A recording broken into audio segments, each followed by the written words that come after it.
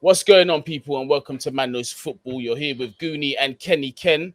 Roma was supposed to join us. He might just turn up late. But yeah, stay tuned for Roma if he does turn up. But we are going to be here talking about the England versus Italy Euro 2020 final. Words I cannot believe that are actually coming out of my mouth, Ken. We are in a final. Our national team is in a final, and there's a good chance that we may win it. What do you reckon, Ken? Well, in terms of what you said, it's a shock. I must say that when the final whistle went around time up to about 11, even when I saw the players celebrating and I was with, like opposite their families, giving their shirts away, I still had to go to Sky Sports.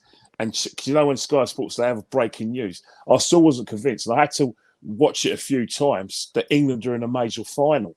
I also had to go on YouTube and see the highlights of the BBC. I watched it afterwards on the BBC One, and then I don't know if do you still get BBC where you are at the moment, because Peter Crouch has got this glimpses sort of it. Peter Crouch had a show and everyone was celebrating a Gabby Logan, Barry Logan. You had Ashley Williams, who by the way is Welsh, he's born in Wolverhampton, so they're all happy, and I still need to convince him, but hindsight is a massive thing in football. But if you look within hindsight, we've been preparing for this for the last 3 or 4 years, because if we rewind back to like 3 years ago, there you are, Rumour. How are you? But if you rewind Ken, what did I tell you? I told you within 5 call minutes. His bluff. It'll call be his in. bluff. Yeah, all you do is the minute he sees live, he'll come on. But if you look at him in hindsight. Well, good, Rumour. How you good? You all right, man? Good, a lot of your predictions you got wrong, man. Bro.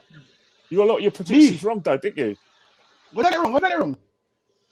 No, well, we all got it wrong. We all thought France. We all thought France. We all thought France and Spain, innit? I said Spain. You said France and Belgium. They're all out pretty early. I said, I will say that. I will say that. But I always said Italy was my dark horse. And plus. Come on, man. They played that 6 games at home. They had to be in the finals. If you look at it, they have to be in the finals, man.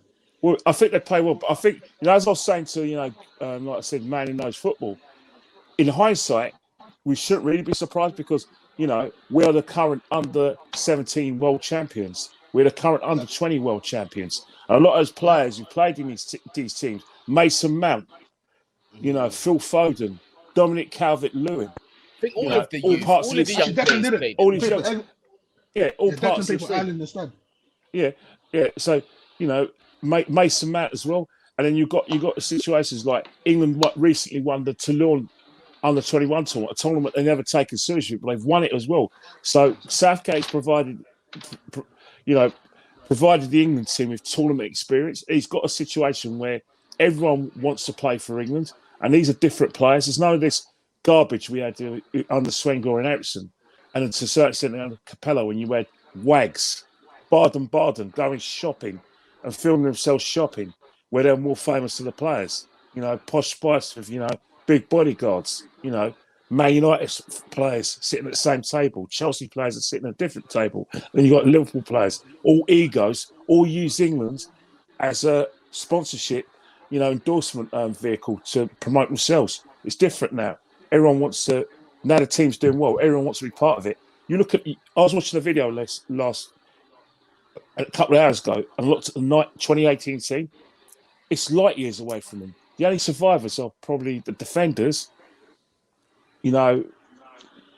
Sterling and Rashford. Apart from that, it's all different. Ashley Young not in the team. Lingard, Ali. What's up, Dele Ali? He's still a kid. He can't get in the team, isn't it? Dyer finished. Yeah. I'll say, do you know what I wanted to say is, like, you see, I feel like this is one of the first tournaments where, similar to what you said, but there isn't really that player where we're putting the pressure of the world on top of. Because usually there's that somebody that Harry Kane is, bruv. No, I don't think it's. Maybe it's because I'm not in that country, but I don't feel. Harry Kane is.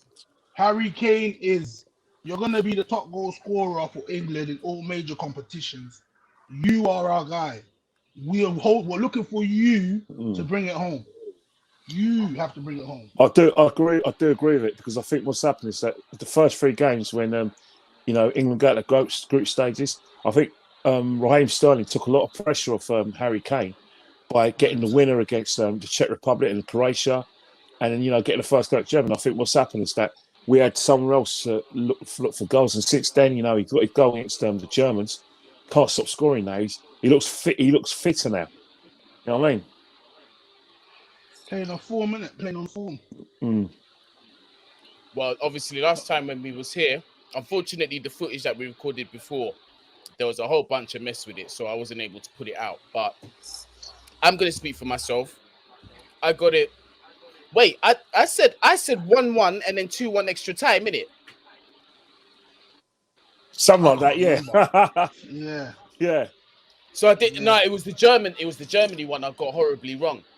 I thought Germany was gonna put us out. So listen, my tune has kind of changed in terms of this final, because every time I've expected Southgate to let me down, he's done the exact opposite.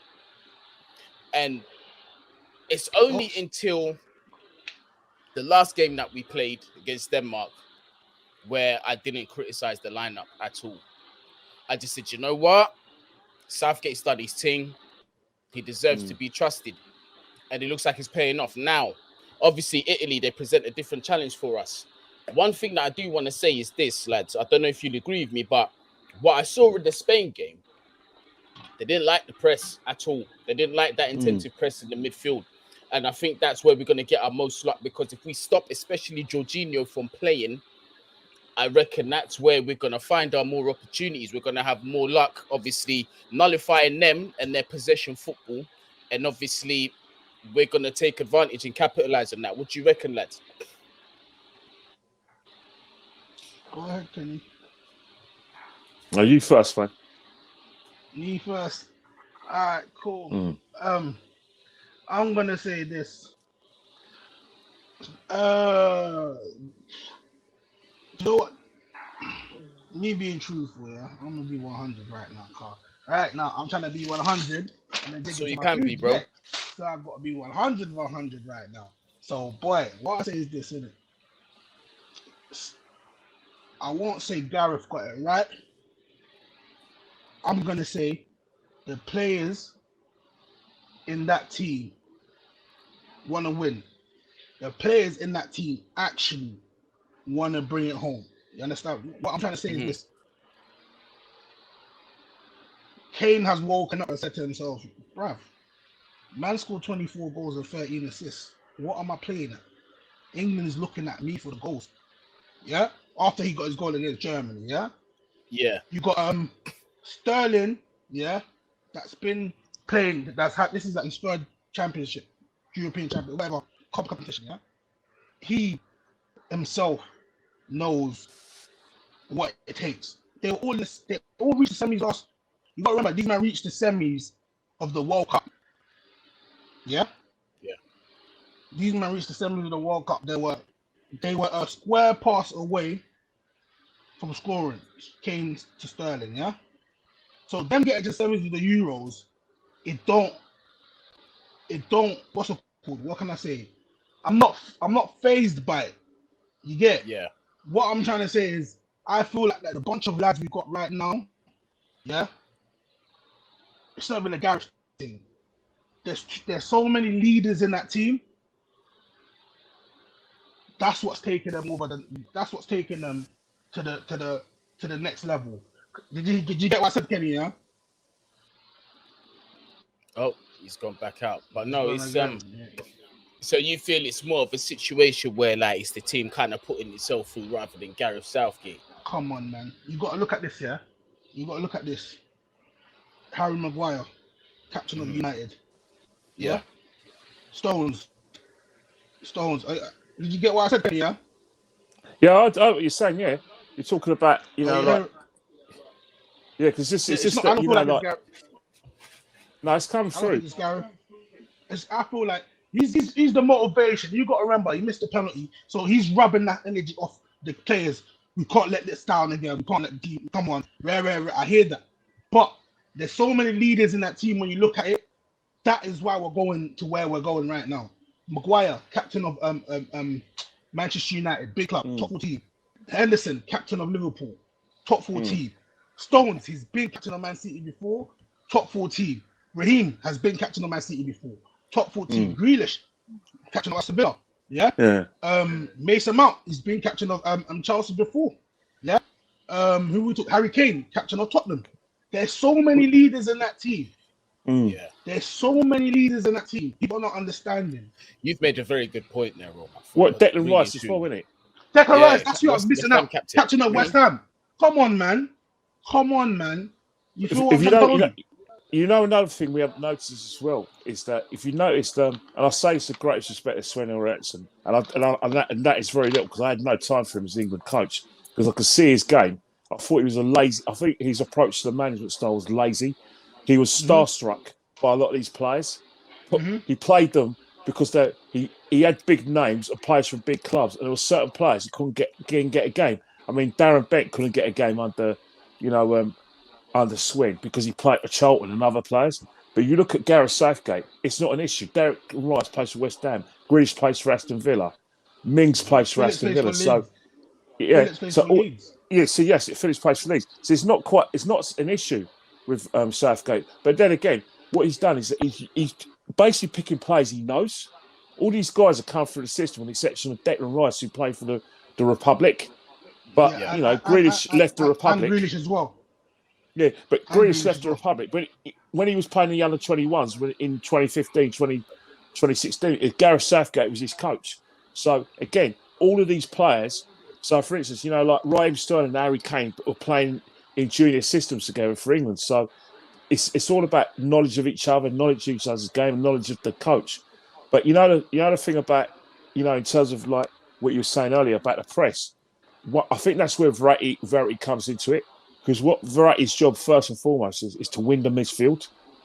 So England going to press, he's got to press England back and make sure that he gives Jorginho protection.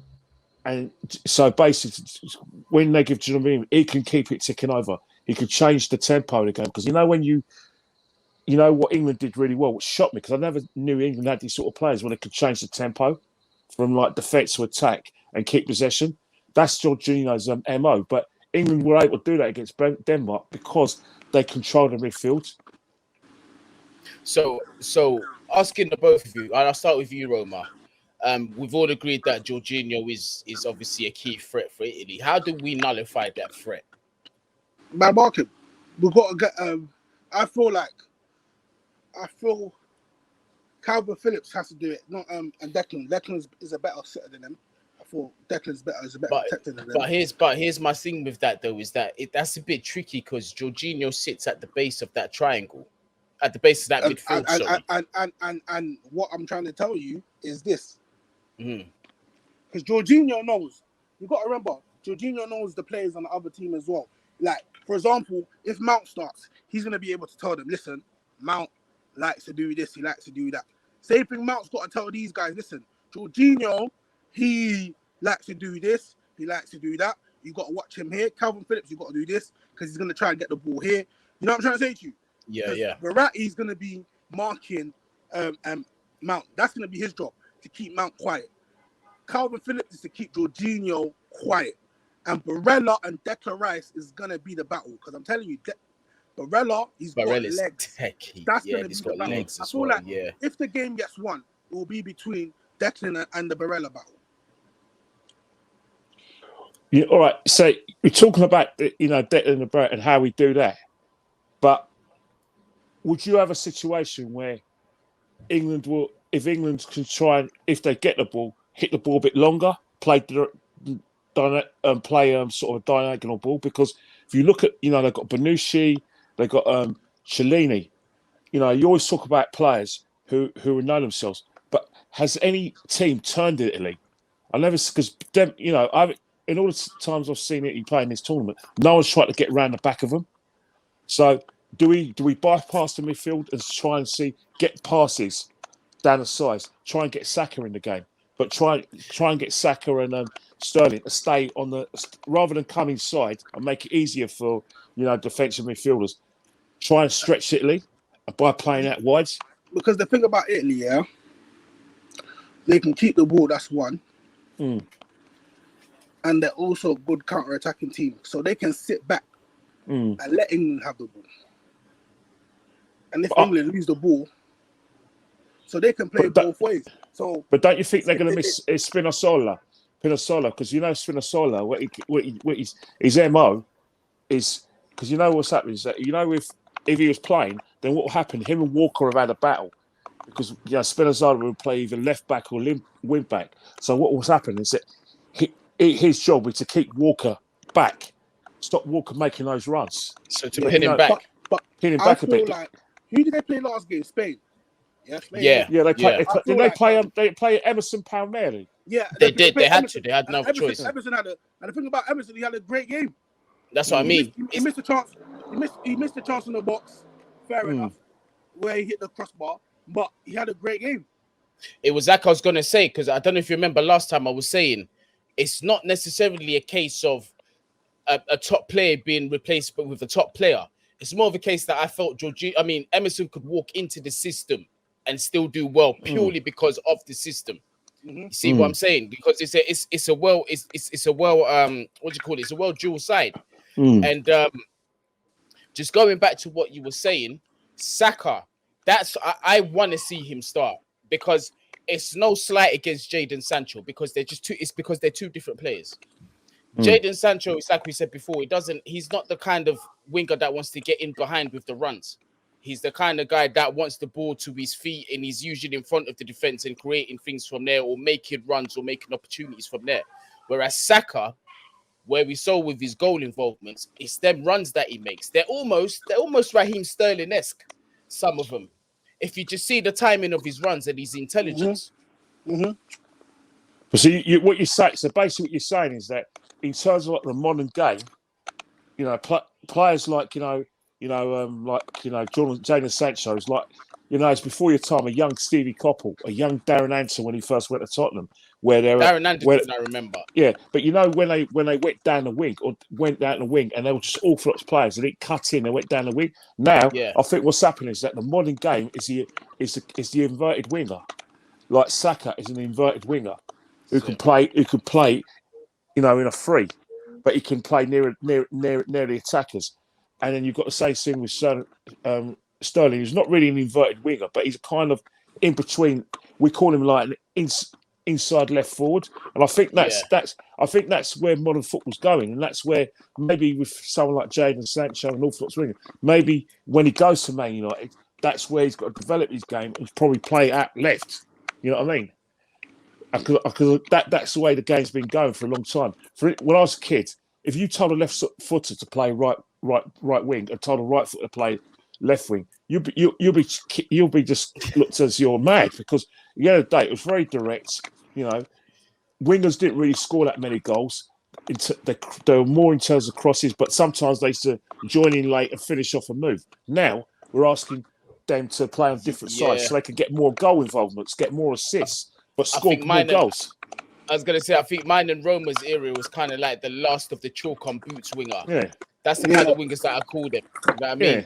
It's the inverted game. But Rome's, against Spain, we saw a couple of the opportunities came in from breaking the lines. Odriozola had a glorious opportunity, but his first touch let him down. So this is why I say Italy can be broken and we can get in behind, which is why I insist on Saka. Rome's, what do you reckon? Yeah. We can. But the thing about him, they've got to move the ball quicker. I feel like our midfield don't pass the ball quick enough. We've got to move the ball quicker. If that's the case, then if you're talking about move the ball quicker, there's two ways to do that. It's the Grealish way, where he's on the ball, he's committing defenders, he's creating the space, so he's running the ball, and that's how you do it by dribbling. Or you look at Mason Mount, someone like Phil Foden, he moved. One of the reasons why he was playing in the first game is because, as opposed to the direct pace that we're asking for, in order to, you know, give Harry Kane some assistance, enable Kane to sort of come out of his comfort zone and basically play the number 10 role, so he has runners off him. there's another way we can move the ball quicker. It's the Phil Foden, quick 1-2s, pass. Look, he's got a quick brain and quick feet, but in terms of like 1-2s and quick passing, to the extent that Mason Mount likes to, he likes to sort of look at the whole like scenario around it and then try and pick a pass or make the run. So I don't know. I'm not saying. I would say drop Mason, but Mason is undroppable, especially for this game.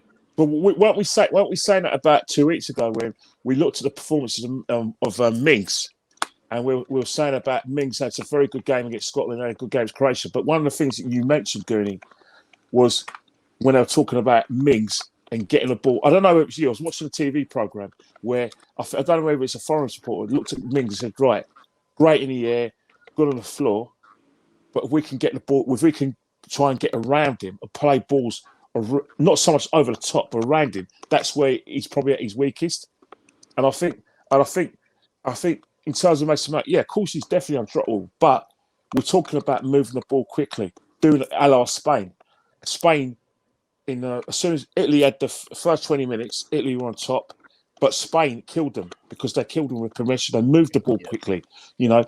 Pedri was always getting the ball. So was Busquets. And then you look at Morata's goal. That was all movement because Italy can't commit defenders. They play with a false nine. So because they had no one to mark, they were trying to mark a space that wasn't there. So Morata was actually allowed to get the ball unchallenged, do a 1-2, and then ghost into the box because Cellini and Bonucci were isolated.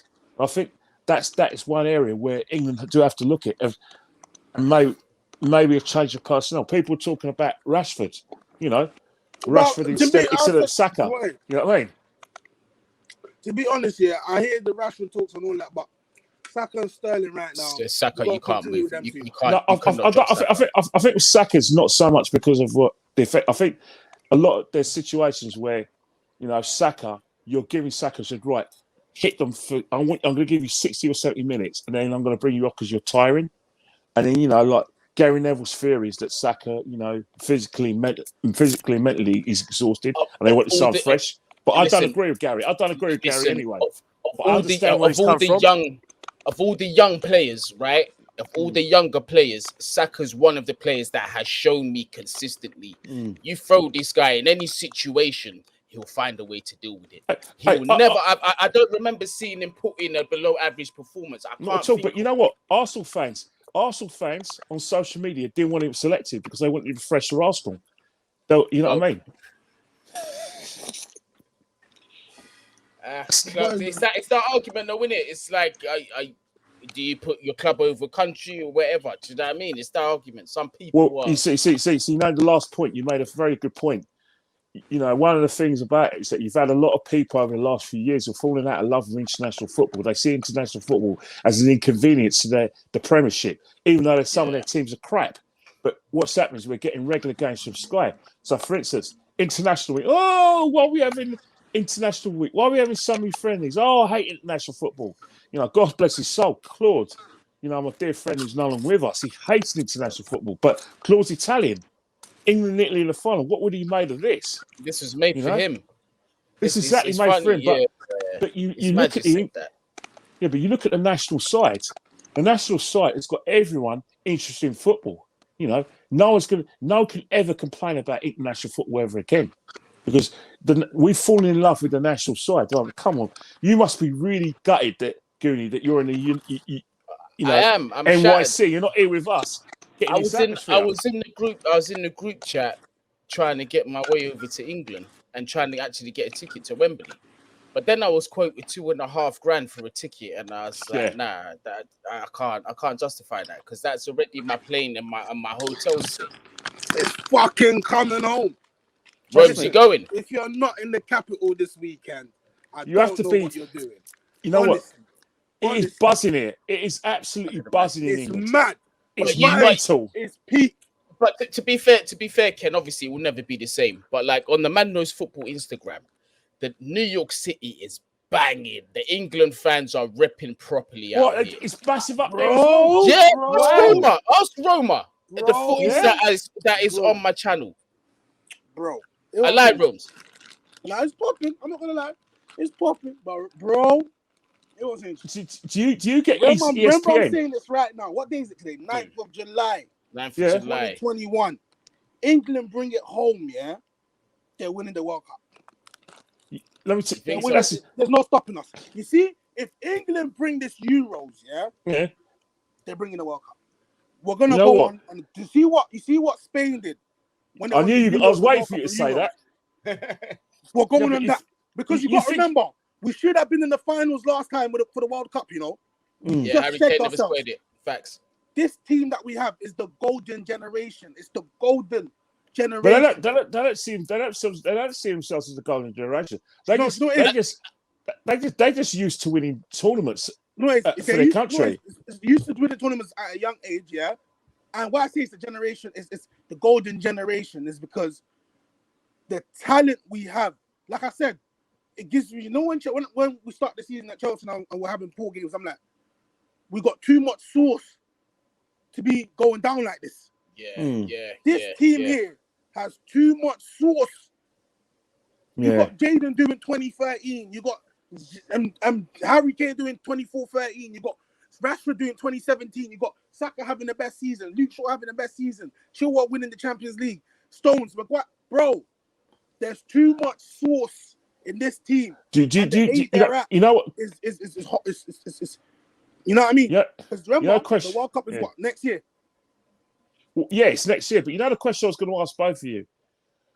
I know we're chopping the gun because I'm not used to having this conversation. I'm used to having this conversation about other countries because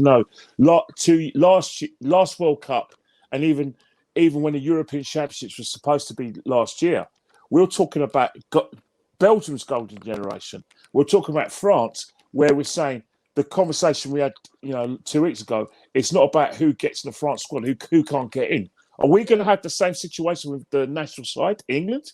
Because I'm thinking about a lot of players who Dele Alli, Tomori's not in the side.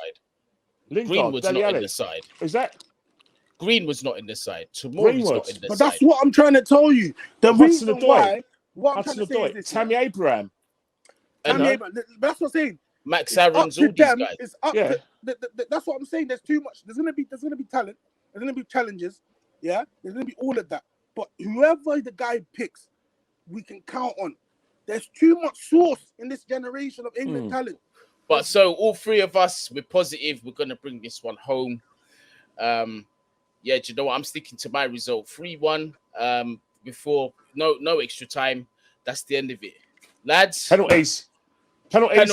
Kenny Ken's gone with penalties. Raheem Sterling gets the winning penalty.